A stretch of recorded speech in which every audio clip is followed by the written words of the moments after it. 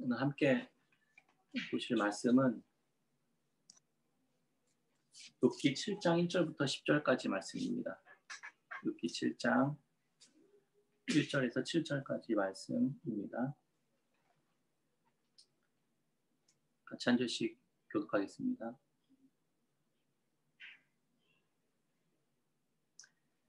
이 땅에 사는 인생에게 힘든 노동이 있지 아니하겠느냐? 그의 날이 품꾼의 날과 같지 아니하겠느냐? 종은 저녁 그늘을 몹시 바라고 품꾼은 그의 삭슬 기다리니 이와 같이 내가 여러 달째 고통을 받으니 고달픈 밤이 내게 작정되었구나. 내가 누울 때면 말하기를 언제 일어날까 언제나 밤이 갈까 하며 새벽까지 이리 뒤척 저리 뒤척 하는구나. 내 살에는 구더기와 흙덩이가 의복처럼 입혀졌고 내 피부는 굳어졌다가 터지는구나. 나의 날은 배틀의 북보다 빠르나 희망이 없이 보내는구나. 내 생명이 한낱 바람 같음을 생각하옵소서. 나의 눈이 다시는 행복을 보지 못하리이다.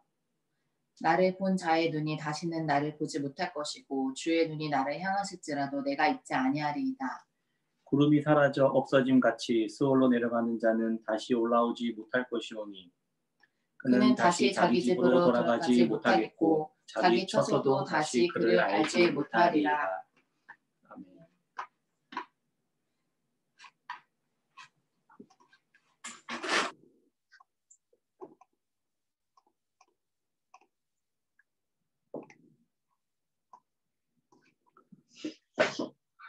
네. 한 주간 잘 지내셨습니까? 욥기 잘 묵상하고 계시죠? 저도 참 묵상하고 적용하는 게 욥기는 참 쉽지 않구나 또 이렇게 생각하고 있는 중에 있습니다. 요즘에 제가 코로나 때문에 아이들이 학교 가는 날이 일주일에 한 2번 정도 됩니다. 수아가 지지난주였나요? 수아랑 한번 또 제가 대판 싸운 게 있는데 수아가 갑자기 이러는 거예요. 내일은 아빠 내일은 학교 안 가 이러는 거예요. 다음날 온라인 수업하는 날이었거든요. 물론 이제 학교에 몸이 가는 건 아니죠. 근데 등교를 한다고 생각하지 않으면 아이들의 마음과 태도가 흐트러지고 늦잠 자고 막 그러니까 또 수아가 그러면 성아 하나까지 그럴까봐 수아에게 단단히 이야기했습니다. 온라인 학습하는 날도 학교에 가는 거랑 똑같이 등교하는 거야. 이렇게 이야기했어요. 수아가 걷는 흉내를 내면서 막 이러면서 등교하는 게 아니 학교 가는 게 아니잖아요. 이러는 거예요. 열받아가지고 제가 수업을 하는 거지 학교를 가는 게 아니에요. 이러는 거예요. 학교 가는 게 그럼 도대체 뭔데? 학교에 왜 가는데? 했더니 사회성도 기르고 친구들도 만나고 선생님도 만나고 이렇게 하는 거래요. 그리고 나서 수업도 하는 거래요. 그래서 학교 가는 거는 공부하기 위해 가는 거잖아. 온라인 수업도 온라인으로 친구들도 만나고 선생님도 만나고 출석도 체크하고 수업도 다 하잖아. 그러니까 원격 수업도 학교에 가는 거야. 이렇게 했더니 하나가 중간에 끼어들면서 아빠 온라인 학습은 학교에 가는 거 아니래 이러는 거예요. 또. 열받아가지고 동생이 그새 안 좋은 영향을 받았구나 싶어가지고 이제 수아한테 막 더 화내면서 나무랬습니다. 동생들까지 이제 막 물을 다 흐려놓으니까 그래서 제가 이제 막 좀 강하게 야 그러면 우리가 주일에 온라인 예배 드리고 있는데 그럼 우리는 예배를 드리는 거고 교회 가는 거 아니야? 교회 안 다니는 사람들이야 우리는? 그러면은 그거 아니잖아. 마찬가지로 온라인 수업한다고 해서 학교 안 가는 게 아니야. 그것도 학교 가는 거야. 알겠어? 막 이렇게 좀 강하게 몰아붙였습니다. 예. 어쨌든 간에 이제 본인도 약간 억지스러웠다는 듯이 생각도 하고, 예. 그러면서도 계속 끝까지 굽히지 않는 거예요. 그런 것도. 아니, 학교 온라인 수업은 학교를 가는 게 아니지, 이러는 거예요. 그래서 막 화가 나서 막 이제 뭐라고 했는데, 막 감정도 많이 상하고 그랬습니다. 왜 이렇게 생각하고, 왜 이렇게 아빠한테 말하는 그런 태도가 삐딱하고 생각하는 게 바르지 못할까 이런 생각이 들었습니다. 근데 어떤 면에서 곰곰이 생각해보니까 수업 말도 맞잖아요. 수업을 하는 거지 등교를 하는 건 아니니까. 이 상황을 저는 좀 곰곰이 생각해봤습니다. 왜 이렇게 내 마음이 불편하게 됐을까? 내가 진짜 화났던 건 뭘까? 왜 내 아빠로서의 아빠의 말을 수용하지 않고 왜 자기 억지 주장을 부리면서 끝까지 고집스럽게 그렇게 그런 태도를 보이는 걸까? 자기가 또 잘못했다고 알았으면 수용하고 인정하면 되는데 그런 태도가 없이 너무 뻔뻔하게 고집을 부리는 게 너무 화가 났습니다. 정직한 제 속마음은 수아의 행동과 태도와 생각을 바꾸고 싶었던 거예요. 그것이 내 마음대로 안 되니까 화도 나고 또 이 일을 계기로 상대방을 이렇게 변화시키려고 했었던 제 태도나 의지가 그 안에 담겨져 있었던 거구나 이런 생각이 문득 들었습니다. 이 일을 계기로 상대방을 변화시키려고 상대방을 고치려고 하는 태도에 대해서 생각해 보게 됐습니다. 우리가 세상을 살아가면서 사람들과의 관계 속에서 대하는 대부분의 태도가 대부분 이런 식인 것 같아요. 아주 그걸 노골적으로 하냐 아니면 그걸 우회적으로 하냐에 따라서 다르지 나는 옳고 상대방은 틀리니까 어떤 식으로든 상대를 고쳐주고 수정해줘야 된다고 생각을 하고 말을 합니다. 학교에 간다고 생각하니 하나, 학교에 가지 않는다고 생각하는 사실 크게 문제가 되는 것도 아니에요. 어차피 아이들은 온라인 수업을 할 거고 교회를 다닌다고 생각하나 다니지 않는다고 생각하나 어차피 예배드릴 사람 예배드리고 하나님 찾을 사람 하나님 찾습니다. 우리 모두는 자기 입장과 생각을 기준을 가지고 상대방을 설득시키려고 하고 내 말이 옳았음을 증명하기 위해 논쟁하는 시간들, 그런 관계들을 맺어갑니다. 저는 내 생각과 기준을 아이들로 하여금 갖도록 하기 위해서 말도 하고 설득하고 때로 화도 내고 위협하고 이렇게 하기도 합니다. 내 생각과 경험과 주장과 판단이 옳다고 생각하기 때문입니다. 얼마 전에 또 한 30대 중반의 한 청년을 만났습니다. 교회에서. 경제활동도 안 하고 부모님께 용돈 받아가면서 자기가 좋아하는 일만 하면서 그게 자신의 부르심이라고 철석같이 믿고 있었던 청년이었습니다. 여러분 같으면 어떤 이야기를 해주실 것 같습니까? 일반적인 눈으로 볼 때도 답답한 상황인 것만은 분명합니다. 속으로 제가 기도하면서 상처 안 되게 잘 이야기할 수 있게 해주세요. 막 이러면서 이제 어쨌든 우회적으로 잘 했는데 전달은 잘 안 된 것 같습니다. 받을 생각이 없어요. 상대방도. 그런데 돌아와서 제가 다시 생각해 보니까 내가 그 친구를 또다시 어떻게 보면 내 기준대로 변화시키려고 했었던 건 아닌가 하는 그런 마음을 하나님께서 주시더라고요. 저에게는 정답일 수 있지만 그 친구에게는 아닐 수 있겠구나 하는 생각도 한편으로 들었습니다. 하나님께서 직접 깨닫게 하시고 마음을 움직이시도록 그 상대방을 위해서 더 기도하게 되었습니다. 우리는 늘 내 삶의 방식과 생각보다 낫다고 생각하고 상대를 바꾸어서 내가 말한 대로 행동하도록 하고 살도록 하고 그 모습을 보면서 내가 옳았음을 확인받고 싶어 합니다. 모든 문제들이 여기서 발생되죠. 그런데 문제는 일상 속에서 옳고 그름 판단하는 기준이 사람들과의 관계 속에서는 매우 주관적이라는 데 있습니다. 서로가 주장하는 내용이 평행을 달릴 때는 이건 답이 없습니다. 계속 싸우는 거죠. 누군가 둘 사이의 권위자가 지혜를 가지고 서서 교통정리를 해줘야 됩니다. 재판이 그런 거잖아요. 둘 사이의 의견이 팽팽하게 있었을 때 판사가 둘 사이에서 결론을 내줍니다. 아이들이 싸우면 중간에 어른이 나서서 시비를 갈아줍니다. 아이들 세계에서는 주먹이 센 사람이 정하는 대로 그렇게 옳고 그름이 결정되기도 하고 또 우리가 사는 세상은 돈과 권력을 가진 사람이 진짜 정의보다 오히려 더 정의인 것처럼 그렇게 정해지기도 합니다. 세상은 이렇게 돌아갑니다. 우리 믿는 그리스도인들의 삶은 어때야 할까요? 그 중심에 하나님의 말씀이 서 있어야 되잖아요. 그런데 이것도 어떻게 누가 해석하느냐에 따라 너무 달라지기 때문에 여전히 논쟁도 많고 해석도 다양합니다. 언제 어디에 어떻게 어떤 상황 속에 적용하느냐에 따라서 그 해석과 의미가 달라지기 때문입니다. 욥기에서 다루는 논쟁의 모습을 통해서 우리는 어떻게 하나님의 말씀으로 특별한 그 상황들을 해석하고 적용하고 또 대화를 나눠야 할지 생각해 보면 좋겠습니다. 욥기에 등장하는 저는 욥기 전체를 논쟁의 관점으로 보면 세 가지의 부류 나누어 볼 수 있다고 생각했습니다. 첫 번째는 하나님과 사탄이 논쟁하는 장면입니다. 두 번째는 욥과 친구들이 논쟁하는 장면이고 마지막으로는 욥과 하나님이 서로 논쟁하는 장면으로 구성되어 있습니다. 어찌됐든 서로가 자기의 옳음을 주장하고 상대방으로 하여금 자신의 기준을 받아들이고 인정하도록 주장합니다. 근데 오늘은 첫 번째로 하나님과 사탄의 논쟁과 그 속에 있는 욥의 역할들을 함께 이렇게 한번 살펴보려고 합니다. 처음 1장과 2장에서는 하나님과 사탄이 논쟁하는 장면이 나옵니다.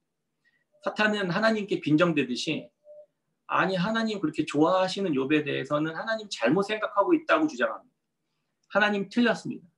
왜냐하면 감히 하나님 잘못 알고 계신다 이렇게 주장합니다. 하나님께서 욥의 모든 소유물들을 지키고 아무도 건드리지 못하게 이렇게 보호하시기 때문에 욥은 하나님을 경외하고 악에서 떠날 수 있는 것이다라고 주장합니다.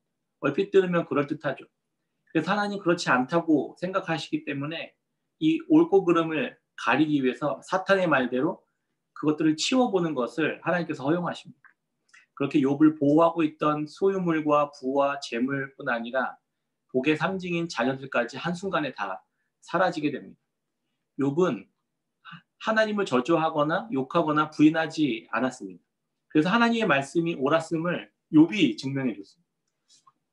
놀랍죠. 두 번째로 사탄은 또 하나님께 그의 건강이 남아있기 때문에 여전히 하나님을 욕하지 않는다 이렇게 주장했습니다.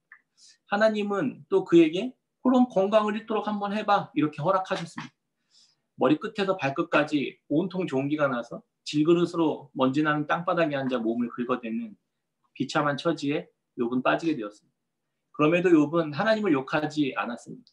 사탄의 말은 틀렸고 하나님의 말씀이 옳았습니다. 더 이상 사탄은 욥의 이야기에서 2장 이후에는 아예 등장하지 않습니다. 사탄은 순수한 사랑은 존재할 수 없다라고 주장했습니다. 그러나 하나님은 자신을 향한 욥의 순전함을 신뢰하셨습니다. 그리고 모든 조건이 다 사라진 후에도 하나님을 조건 없이 선택하는 믿음을 욥이 보여주었던 겁니다. 하나님과 거래가 아니라 사랑의 관계가 가능하다는 것을 욥이 보여준 겁니다. 근데 여기서 좀 특이하게 제가 생각했던 것은 하나님과 사탄의 논쟁에서 욥이 판결을 내려주는 역할을 하고 있다는 겁니다. 전 우주적인 배경에서 사탄과 하나님의 논쟁에 하나님의 승리를 내려준 것이 욥이었다는 겁니다. 우리들의 존재를 과소평가하지 않았으면 좋겠습니다. 지난주에 비슷한 이야기를 나눴지만 우리는 사탄과 하나님의 논쟁에서 하나님의 옳음을 인정해 줄 수 있는 막강한 책임과 권한을 부여받은 존재들이라는 사실을 잊어버리지 않았으면 좋겠습니다. 온 우주 만물 속에서 하나님의 선택이 옳았다는 것을 증거해 줄 수 있는 증인으로 재판관처럼 설 수 있다는 그런 존재들로 우리를 부르셨다는 사실을 잃어버리지 않으셨으면 좋겠습니다. 그럼에도 여전히 욥의 두 번째 시험이 다 끝나지가 않았습니다. 저는 그렇게 보이는 거예요. 두 번째 시험이 끝났으면 하늘에서 하나님과 사탄도 또 마지막으로 해서 사탄이 딱 심판받아야 되는데 그 이야기가 없이 욥과 친구들의 대화 이야기로 넘어갑니다. 그러니까 아직 욥이 하나님 앞에서 두 번째 시험을 완전히 통과하지 않은 그러한 상황 속에 놓여져 있는 겁니다. 욥의 두 번째 시험에 대한 대화가 더 이상 나오지 않는 겁니다. 점점 욥의 삶은 그를 두르신 하나님의 보혈 울타리가 밖에서부터 하나씩 하나씩 사라져가고 그의 건강까지 소멸되고 있는 중에 있었습니다. 점점 욥은 죽음의 자리로 내몰려가고 있는 욥의 모습을 보면서 인생의 종착지가 결국은 죽음 앞에 서는 것임을 욥기를 통해서 계속해서 우리에게 알려주는 것 같습니다. 내가 마주할 죽음 앞에서 재산과 가족과 건강까지 그게 다 어떤 의미가 있는지를 다시금 생각해 보도록 하는 하나님의 역사였던 겁니다. 그의 재난은 여전히 계속 진행 중이었습니다. 그가 아직 이 세상에서 생명이 남아있는 한 그에게 내리는 고난은 여전히 사라지지 않을 것입니다. 욥은 이렇게 탄식하고 한탄합니다. 욥기 3장 24절에 나는 음식 앞에서도 탄식이 나며 내가 앓는 소리는 물이 쏟아지는 소리 같구나. 내가 두려워하는 그것이 내게 임하고 내가 무서워하는 그것이 내 몸에 미쳤구나. 나에게는 평온도 없고 안일도 없고 휴식도 없고 다만 불안만 있구나. 욥이 가는 길이 욥이 놓여진 삶이 우리의 삶의 여정과 같습니다. 점점 욥의 목을 조여오고 있습니다. 상황이. 욥에게 허락된 재난을 보면서 그의 생명이 죽음의 문턱 앞으로 계속 몰려가고 있는 것이 느껴집니다. 욥도 그 사실을 자기도 알고 있었습니다. 이제 내게 남은 것은 죽음밖에 없다는 것을 감각적으로 느끼고 있었던 겁니다. 욥기 말씀의 곳곳에서 이런 고백들이 계속 이어집니다. 욥기 7장 3절 보면 이와 같이 내가 여러 달째 고통을 받으니 고달픈 밤이 내게 작정되었구나. 내가 누울 때면 말하기를 언제나 일어날까 언제나 밤이 갈까 하며 새벽까지 이리 뒤척 저리 뒤척 하는구나. 내 살에는 구더기와 흙덩이가 의복처럼 입혀졌고 내 피부는 굳어졌다가 터지는구나. 15절에 이러므로 내 마음이 뼈를 깎는 고통을 겪느니 차라리 숨이 막히는 것과 죽는 것을 택하리. 욥의 몸에서는 진물이 터져 나오고 썩어가고 있었습니다. 모든 것을 잃고 흙바닥에 누워서 뒹굴면서 고름, 몸에서 나오는 고름과 함께 흙이 뒤엉켜서 딱지가 생겨서 몸이 옷처럼 됐다고 고백하는 거예요. 다시 또 골마 터진 그곳에서 구더기가 생겨서 살과 고름을 먹으며 기어다니고 있었던 거예요. 생각만 해도 끔찍하지 않습니까? 욥이 하나님의 옳음을 증명해 주기 위해 받아야만 했었던 상황들이었던 거예요. 지난주 제가 이사했습니다. 오랜만에 진짜 오랜만에 한 7년 만에 이사하면서 깨달음이 참 많은 시간이었던 것 같습니다. 농담 반 진담 반으로 한 1톤 정도는 진짜 쓰레기를 버린 것 같아요. 쓰지 않으면서 모아두었던 게 얼마나 많았던지 막상 쓸 수 있는 게 너무 많이 쌓여 있었습니다. 쓰지 않으면서 모아둔 게 그렇게 많았습니다. 내 삶에 불필요한 것들이 얼마나 많이 쌓여 있었는지 생각해 보게 되었습니다. 제대로 쓰이지도 못하고 가지고만 있는 것이 얼마나 많은지 다시 생각해 보았습니다. 잘 사용하거나 다른 사람 누군가에게 나누거나 잘 정리해서 버렸어야 했음을 생각해 보게 됩니다. 내가 주어진 것들, 나에게 주어진 것들을 잘 사용하고 있나? 물건뿐만이 아니라 나의 재물, 나의 어떤 재능, 시간 이런 것들까지 다 포함해서 아니면 잘 버리고 있나? 점검하게 되었습니다. 물건뿐만 아니라 이런 것들까지 다 나를 위해 쌓아두고 있었던 건 아닌가 이런 생각을 해보게 됩니다. 이사가 굉장히 저에게는 고통스러운 일이었지만 이런 생각들을 해보게 되는 것처럼 욥의 과정이 고통스러운 일이지만 욥에게는 무언가 재산과 가족과 이런 것들이 사라져가면서 욥도 비슷한 생각들을 해나갔을 겁니다. 욥은 계속해서 하나님 앞에서 자기의 삶의 현장을 일어난 일들을 보면서 하나님 앞에서 계속해서 생각했던 겁니다. 또 충격적인 일 하나가 있었는데 비가 온다는 예보가 있었어요. 저희 이사하는 날에. 근데 오히려 너무 덥고 습한 날이어가지고 힘들었었습니다. 이삿짐을 대략 정리하고 청소하는 중에 끔찍한 장면을 목격했습니다. 청소기로 쓰레기통 근처를 이렇게 청소하고 있었는데 자세히 살펴보니까 이 초파리 애벌레 구더기가 득실득실 있는 거예요. 거실 이쪽 한쪽 끝에. 기절하는 줄 알았습니다. 쓰레기통 주변에 이렇게 이미 바깥으로 막 다 기어 나오고 있었고 쓰레기통 뒤편과 속 안에 막 득실득실하게 있는 거예요. 너무 충격적인 장면이어서 그걸 근데 알고 봤더니 이사 오기 전에 먹었던 닭뼈를 쓰레기통에다 넣어놓고 그냥 이사했던 거예요. 어쨌든 이렇게 어렵게 막 제가 다 구더기를 이렇게 치우면서 욥의 고백에 자신의 살에 구더기가 가득했다는 고백이 떠오르는 거예요. 봉지를 안에 뜯었는데 정말 가득했습니다. 진짜로.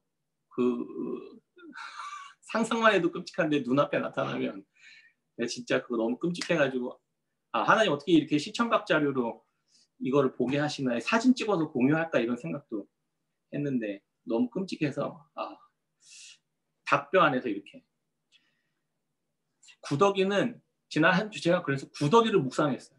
구더기는 죽은 사체나 썩은 음식을 먹으면서 번식해가는 것이 구더기입니다. 하나님은 욥을 죽은 것이나 다름없는 삶과 죽음의 그 경계까지 데려다 놓았던 겁니다. 하나님은 왜 욥의 재산을 거두고 자녀들을 거두고 그의 명예를 거두어 가셨을까? 그리고 그의 몸, 생명까지 거두어지는 그 죽음 앞에서 만나는 경계까지 욥을 데리고 가셨을까? 그렇게 허용하셨을까? 생각해 봤습니다. 세상에 있는 모든 것이 내 것이 아니라는 사실을 깨닫게 하기 위함이었습니다. 욥은 애초에 그 모든 것들을 소유할 수 있는 사람이 아니었습니다. 그것들 영원히 가지고 있을 수 있는 사람이 아니었습니다. 자기의 몸을 포함해서 언젠가는 다 놓고 하나님 앞에 가야 된다는 것을 다시 한번 깨닫게 했던 겁니다. 이 세상 모든 것들은 썩어지고 부패하고 죽어가는 것이기 때문에 하나님은 욥에게 그날을 미리 조금 앞당겨 일찍 경험하게 하셨던 겁니다. 구더기가 먹어치우기 전에 우리의 삶을 하나님 나라의 위에 내어주며 그렇게 먹을 수 있도록 내어주고 하나님 나라의 백성들이 번식하고 자라게 해야 합니다. 구더기가 자라게 해야 될 게 아니라 번식하게 하나님 나라의 사람들이 번식하도록 내게 주신 것들을 하나님 뜻에 맞게 내어줄 때 하나님 나라의 생명들로 우글거리게 되는 것을 꿈꾸고 생각해 보게 되었습니다. 지난주 기독교 성교육 광고했었던 것도 그렇고 연구소 설립을 위한 꿈도 그렇고 지난주 IT 선교사님의 소식을 들으면서도 더 이런 마음들을 갖게 되었습니다. 우리 교회와 각자 내 모든 부분들을 다 쌓아두고 구더기가 갉아먹게 두어서는 안 되겠다는 생각이 들었습니다. 어떤 방식으로든 양식이 필요한 이들에게 우리 허락하신 것들을 온전히 내어드릴 때 그것을 양분 삼아 먹고 하나님 나라의 생명들이 자라게 할 것을 기대했던 겁니다. 그런데 욥은 이런 상황들을 막기 이전부터 이미 욥은 원래 그렇게 잘 살고 있었던 겁니다. 욥기 31장에 보면 욥이 자기 의로움을 이렇게 고백합니다. 나만 혼자 내 떡덩이를 먹고 고아에게 그 조각을 먹이지 아니하였던가. 실상은 내가 젊을 때부터 고아 기르기를 그의 아비처럼 하였으며 내가 어렸을 때부터 과부를 인도하였노라. 내 장막 사람들은 주인의 고기에 배부르지 않은 자가 어디 있느뇨 하지 아니하였는가. 실상은 나그네에게 거리에서 자지 아니하도록 나는 행인에게 내 문을 열어주었노라. 욥은 그렇게 했음에도 이런 고난을 당한 겁니다. 욥은 하나님께서 인정하신 것처럼 정직하고 온전하고 하나님을 경외하며 악에서 떠난 자였습니다. 욥은 자신에게 찾아온 이런 재앙에 대해서 억울해하고 이제 그만 하나님께서 자기 생명을 이제 그만 끊어지게 해달라고 그렇게 간구하고 있었어요. 욥은 말씀대로 살았는데 돌아오는 것이라고는 이런 몰골뿐이라는 상황이 해석이 안 됐던 겁니다. 그러나 예수 그리스도를 만나서 자신의 모든 것을 해로 여기고 십자가의 복음을 전했었던 사도 바울은 욥의 이 고백을 뛰어넘는 고백을 이렇게 합니다. 사도행전 20장 22절에 보라 이제 나는 성령에 매여 예루살렘으로 가는데 거기서 무슨 일을 당하는지 알지 못하노라.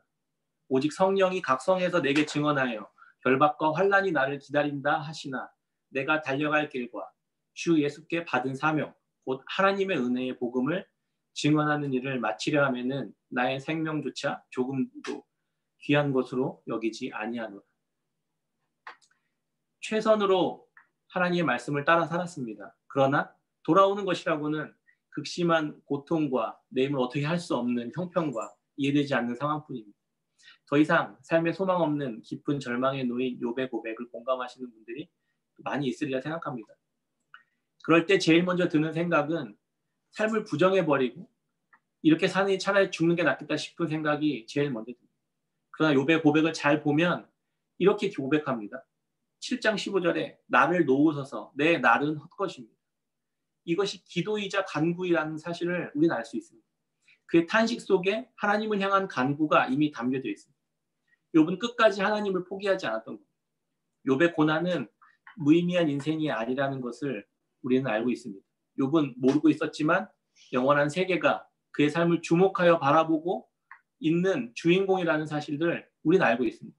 욥은 재판관으로서 하나님의 옳음을 증명해주는 위대한 일을 감당하고 있는 중이라는 사실을 그 고난 속에서 발견하고 있었던 겁니다.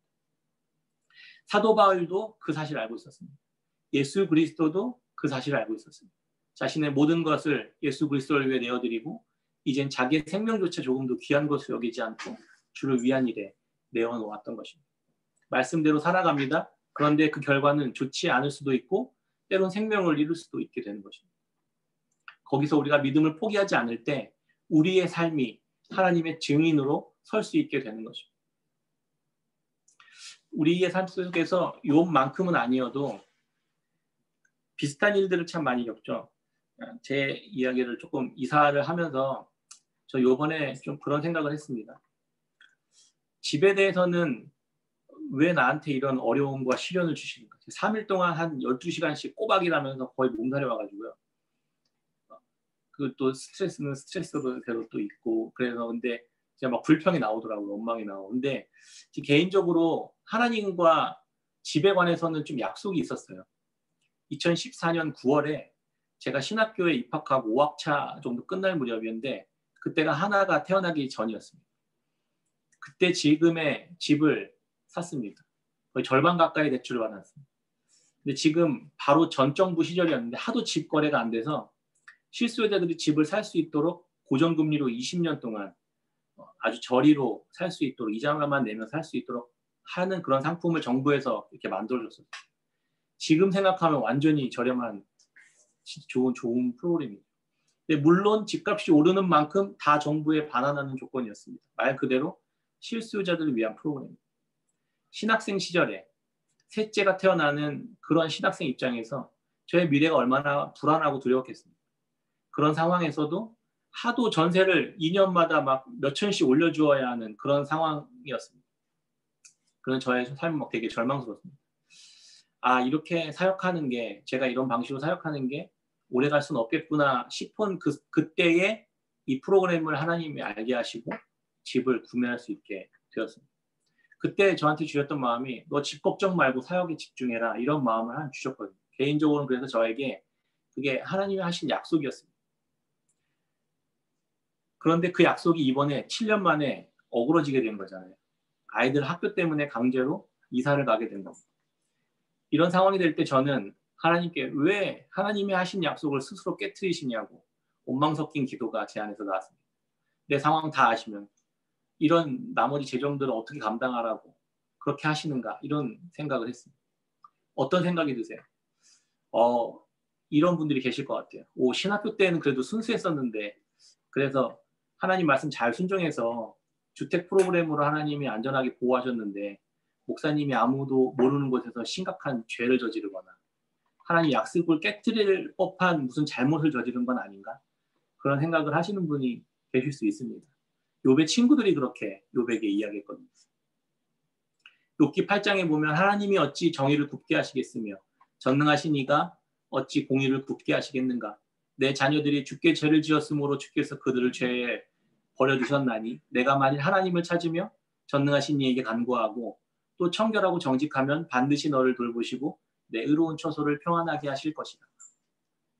정의로우신 하나님께서 공의롭게 일하신다는 것일 뿐이라는 말이에요. 그러니까 자녀들이 뭐 어떻게 된 거? 뭔진 모르지만 네가 죄를 지었으니까 그 대가로 받는 거지. 이렇게 비상식적이고 폭력적인 말을 친구들은 서슴없이 내뱉었습니다. 죄를 지었으니까 그에 따른 심판과 괴로움을 당하는 게 맞지. 근데 그렇게 맞는 게 맞습니다. 그런데 지금 이 상황에서 욥의 자녀들이 죽은 것은 그들의 죄 때문에 하나님께서 심판해 버렸다라고 판단하는 것은 맞는 말이지만 욥에게는 틀린 말입니다. 그 원인이 아니니까. 저도 이번에 이사를 하게 되면서 제 입장에서는 어쨌든 신실하게 하나님께서 저와 하신 약속을 깨트리는 것처럼 그렇게 느껴졌습니다. 어쩔 수 없이 쫓겨나는 것 같은 그런 기분이 들었습니다. 사실 하나님께 많이 따졌습니다. 이사하려면 비용이 얼마나 많이 드는데 내 사정 뻔히 다 아시면서 왜 약속을 깨트리고 이런 어려운 상황 속으로 날 밀어가시나 주셨다가 빼앗아 가시나 이런 서운한 마음도 들었습니다. 근데 그때 아브라함이 이삭을 바치는 장면이 생각나는 거예요. 아브라함에게 너로 큰 민족을 이루게 하겠다. 내가 너의 이름을 창대하게 할 것이다. 너의 복이 되게 할 것이다. 이렇게 약속하셨잖아요. 그리고 100살에 얻은 이삭을 갖게 하셨는데 다시 그 이삭을 제물로 바치라고 하나님 또 말씀하십니다. 앞뒤가 안 맞고 두 말씀이 충돌하는 것처럼 느껴집니다. 유일하게 아브라함의 몸에서 날 자가 상속자가 되어서 큰 민족을 이루어야만 하는데 딱 하나 남은 이삭을 바치라고 하라니까요. 하나님의 말씀이 충돌하는 것처럼 보입니다. 내가 잘못 들은 건 아닌가? 먼저 하신 말씀이 맞는지 나중에 하신 말씀이 맞는지 아브라함은 혼란에 빠졌습니다. 근데 아브라함은 자기의 상식과 생각과 이해의 범주를 내려놓고 하나님께서 하신 말씀을 믿음으로 붙들고 이삭을 바치기로 결정합니다. 히브리서 11장에 보면 아브라함이 이삭을 바치더라도 하나님께서 다시 살리실 것이라고 믿었다고 기록하고 있습니다. 내 생각으로는 이해되지 않고 납득이 되지 않는 것 같은 그러한 상황 속에서 우리가 선택할 것은 하나님의 행하실 것이라는 믿음입니다. 하나님이 선하게 다시 어쨌든 간에 행하실 것이라는 믿음입니다. 납득되지 않고 이해되지 않습니다. 하나님의 부름을 받고 고향을 떠난 아브라함은 그게 끝난 게 아니라 믿음의 조상으로 빚어져가는 길을 통과해야만 했던 겁니다. 이스라엘 백성들도 약속의 땅 가나안을 약속으로 받고 출애굽했지만 그것이 끝이 아니라 광야를 지나가야 할 길이 남아 있었던 것처럼 예수님을 믿고 구원을 약속을 받았지만 이 땅에서 우리가 받아야 할 그리스도에 남겨진 고난에 동참해야 할 광야가 남아 있었던 겁니다. 저는 이번에 이사를 하면서 제가 통과해야 할 믿음의 길을 걸어가기로 결정했습니다. 작지만 저에게 주어진 작은 고난에 참여하고 광야를 주의 뜻대로 통과하는 시간들이 되었으면 좋겠다고 생각하고 기도하게 되었습니다. 삶은 그렇게 해석되어야만 하는 것입니다. 좁게 보면 지금 약속이 깨진 것 같고 하나님께서 말을 바꾸시는 것 같고 앞뒤가 맞지 않는 것 같지만 결국 하나님은 신실하게 하나님의 차원의 일들을 이루어내실 것이라고 믿습니다. 말씀을 맺겠습니다. 하나님은 사단과의 논쟁에서 하나님의 의로움의 판단을 욥에게 맡기셨습니다. 욥의 하나님을 향한 믿음과 그의 순종이 하나님이 옳았음을 증명해 주었습니다. 하나님의 약속과 말씀이 파기된 것처럼 고난과 환난과 상실이 찾아오더라도 예수 그리스도를 따라 바울의 고백처럼 주를 위해 온전히 우리에게 주어진 삶의 모든 자원들을 하나님 나라의 부르심을 위해 아낌없이 사용되어지기를 주님의 이름으로 축복합니다. 죄를 지었기 때문에 심판을 받는 것이 아니라 말씀에 순종했기 때문에 심판을 받는 것처럼 보이는 십자가의 길을 따라 걷는 깨끗한 샘교회 성도님들 다 되시기를 주의 이름으로 축원합니다. 아멘.